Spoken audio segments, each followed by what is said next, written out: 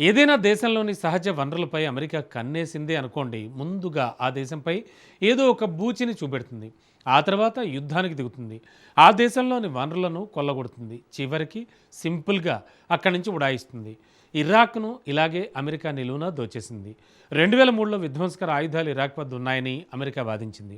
ఆ దేశంపై యుద్ధానికి దిగింది. అక్కడి చమురును కొల్లగొట్టింది. కానీ ఎలాంటి ఆయుధాలు ఇరాక్లో బయటపడలేదు. ఇప్పుడు ఇదే తంత్రాన్ని మరో దేశంపై అమెరికా ప్రయోగిస్తోంది. మొదట వలసదారుల పేరుతో ఆ దేశాన్ని టార్గెట్ చేసింది. ఆ దేశం డ్రగ్స్ అడ్డాగా మారిందని ఆరోపించింది. ఇప్పుడు చమురును లాక్కుంటామంటూ బహిరంగంగానే చెప్పింది. ఇంతకు అమెరికా ఏ దేశంపై కన్నేసింది? చమురు దేశానికి రష్యా, చైనా అండగా నిలుస్తాయా?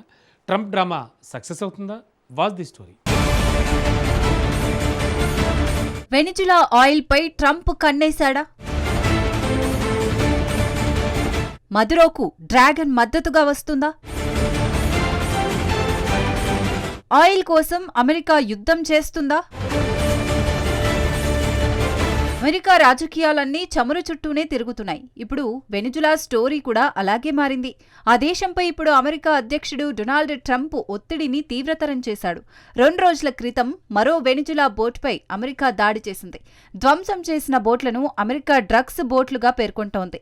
2 రోజుల క్రితం బోట్పై అమెరికా చేసిన దాడిలో 4 నార్కో టెర్రరిస్టులు చనిపోయినట్లు వాషింగ్టన్ వెల్లడించింది. అయితే ఆ బోట్లలో డ్రగ్స్ నిజంగానే ఉన్నాయా అంటే దానికి సంబంధించిన ఎలాంటి ఆధారాలు, విచారణలు ఏమాత్రం లేవు. పాత అమెరికన్ న్యాయం అంటే ఇలానే ఉంటుంది మరి. నిజం చెప్పాలంటే నార్కో వాదనలు కేవలం ఒక కలరింగ్ మాత్రమే. నార్కో పేరుతో అమెరికా దేన్ని కవర్ చేస్తోంది?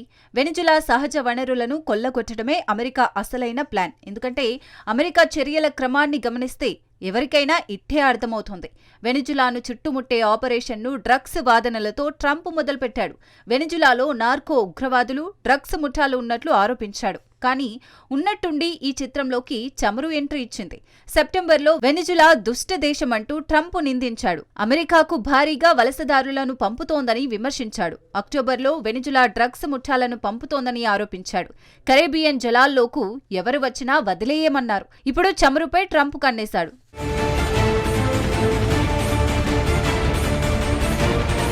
మా చమురును మేము తీసుకుంటున్నామని ట్రంప్ వాదిస్తున్నాడు. సో మొదట వలసదారులు, ఆ తర్వాత డ్రగ్స్ పేరుతో వెనిజులాను ట్రంప్ టార్గెట్ చేశాడు. ఇప్పుడు అసలైన రంగును బయటపెడుతున్నాడు. ట్రంప్ సలహాదారుడు స్టీఫెన్ మిల్లర్ మరో అడుగు ముందుకేశాడు. వెనిజులా ఆయిల్ ఇండస్ట్రీని ఏర్పాటు చేయడంతో అమెరికా కష్టం, అమెరికన్ల చెమట, అమెరికన్ల నిధులు వెచ్చించారని మిల్లర్ చెప్పుకొచ్చాడు. అమెరికన్ సంపదను, ఆస్తులను వెనిజులా దోచుకుంటోందంటూ ఆరోపించాడు. ఇందులో 2 వాదనలున్నాయి. మొదటిది, వెనిజులా చమురు పరిశ్రమను అమెరికా ఏర్పాటు చేసింది. రెండో వాదన, ఆ చమురు పరిశ్రమ అమెరికన్ ఆస్తి. అసలు అమెరికా ఎందుకు ఇలాంటి వాదనలు చేస్తోంది? ఈ ప్రశ్నకు సమాధానం తెలుసుకోవాలంటే ఒకసారి వెనిజులా చరిత్రలోకి వెళ్లాల్సిందే. ఈ కరేబియన్ దేశంలో సుమారు 30,000 కోట్ల బ్యారెళ్ల చమురు నిల్వలున్నాయి. ప్రపంచంలోనే అత్యధికంగా చమురు నిల్వ ఉన్న ఏకైక దేశం వెనిజులా. 1900లోనే పాశ్చాత్య దేశాల కంపెనీలు వెనిజులాలో చమురు తవ్వకాలను మొదలుపెట్టాయి. అందుకోసం చాలా కంపెనీలకు వెనిజులా ప్రభుత్వం ప్రోత్సాహకాలను అందించింది. ఈ చమురుతో వచ్చిన ఆదాయం వెనిజులాను సంపన్న దేశంగా మార్చింది. 1960లో ఓపెక్ను ఏర్పాటు చేయడంలో వెనిజులా కీలక పాత్రను పోషించింది. ఓపెక్ అంటే the organization of petroleum exporting countries. OPEC అనేది చమురు ఉత్పత్తి దేశాల కూటమి.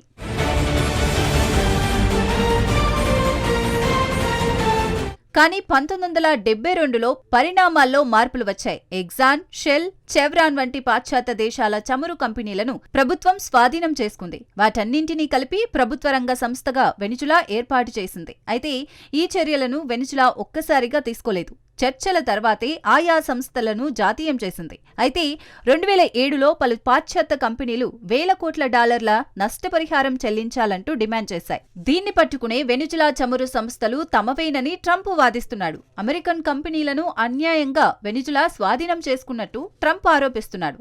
ఇప్పుడు వెనిజులా దానికి మూల్యం చెల్లించాలని ట్రంప్ పట్టుబడుతున్నాడు. అందులో భాగంగా వెనిజులాకు చెందిన చమురు బావులను, సంపదను ట్రంప్ కోరుకుంటున్నాడు. కానీ ఇక్కడ ఓ సమస్య ఉంది. చెబుతోంది. ప్రపంచం ట్రంప్ వాదనలను సమర్థించడం లేదు. ఎందుకంటే సహజ వనరులపై అంతర్జాతీయ చట్టాలు చాలా క్లియర్గా ఉన్నాయి. ఏ దేశ భూభాగంలో వనరులు ఉంటాయో అవి ఆ దేశానికే చెందుతాయని చట్టాలు వివరిస్తున్నాయి. ఒకవేళ విదేశీ సంస్థలు అందులో పెట్టుబడులు పెట్టి ఉండొచ్చుగాక. బహుశా విదేశీ కార్మికులు అందులో పనిచేసి వనరులను ఉత్పత్తి చేసి ఉండొచ్చు. అవేవీ పెద్ద మ్యాటర్ కాదు. వనరులు ఏ దేశంలో ఉంటే ఆ దేశానికే అవి చెందుతాయి. అయితే నష్టపరిహారం చెల్లించాలా అంటే అవును, చెల్లించాలి. కానీ ట్రంప్ అలా కోరుకోవడం లేదు.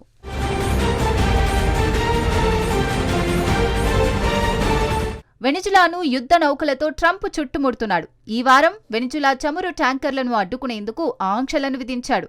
ప్రస్తుతం కరేబియన్ సముద్రంలో 30 చమురు ట్యాంకర్లున్నాయి. ఒకవేళ ఆ చమురు ట్యాంకర్లను బయటకు పంపితే అమెరికా వాటిని సీజ్ చేస్తోంది.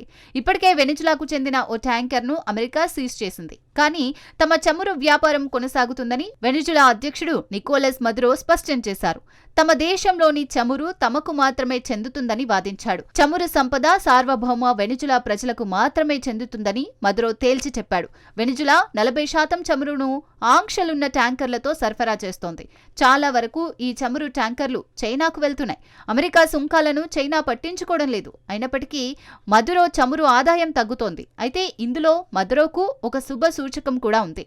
చమురు అనేది వెనిజులాలో అత్యంత సున్నితమైన అంశం. చమురును ఆ దేశ గౌరవంగా, చిహ్నంగా పరిగణిస్తారు.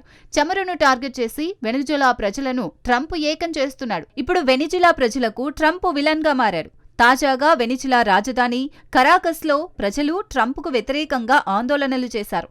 డొనాల్డ్ ట్రంప్ దొంగ అంటూ వాళ్ళు నినాదించారు. వెనిజులాకు దౌత్యపరంగా చైనా, రష్యాలు మద్దతిస్తున్నాయి. వెనిజులాను ట్రంప్ బెదిరిస్తున్నారంటూ బీజింగ్, మాస్కో ఆరోపిస్తున్నాయి. నిజానికి ఆ 2 దేశాల నుంచి ఇలాంటి ప్రకటనలు రావడం కాస్త కీలకమైన అంశంగానే చెప్పవచ్చు.